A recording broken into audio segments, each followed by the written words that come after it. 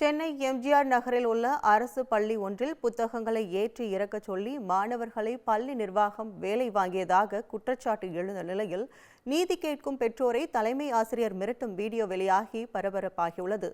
இதுகுறித்து கூடுதல் தகவல்களை செய்தியாளர் கீதன் சொல்ல கேட்கலாம். வணக்கம். குறிப்பாக சென்னை மாநகராட்சிக்கு உட்பட்ட எம்ஜிஆர் நகர் பள்ளியில் தற்பொழுது ஆசிரியர் மாணவனை புத்தகங்கள் ஏற்றி வர அழைத்து சென்ற விவகாரம் தற்பொழுது ஒரு பரபரப்பாகி இருக்கின்றது. குறிப்பாக தற்பொழுது பள்ளிகள் வருகின்ற 10ஆம் தேதி திறக்க உள்ள நிலையில் பாடப்புத்தகங்கள் கிடங்குகளில் இருந்து பள்ளிகளுக்கு கொண்டு வந்து மாணவர்களுக்கு விநியோகிக்க வேண்டிய பணிகளில் தற்பொழுது பள்ளிகள் ஈடுபட்டு வருகின்றன.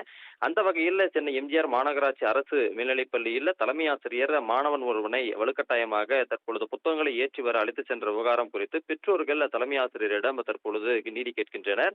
ஆனால் தலைமை ஆசிரியர் பெற்றோர்களிடம் வாக்குவாதம் செய்வதோடு மாணவனுக்கு இந்த ஆண்டு பள்ளியில் இடம் தர முடியாது என்று அழுத்தம் திருத்தமாக அந்த வீடியோவில் கூறியிருப்பது பதிவாகி இருக்கின்றது.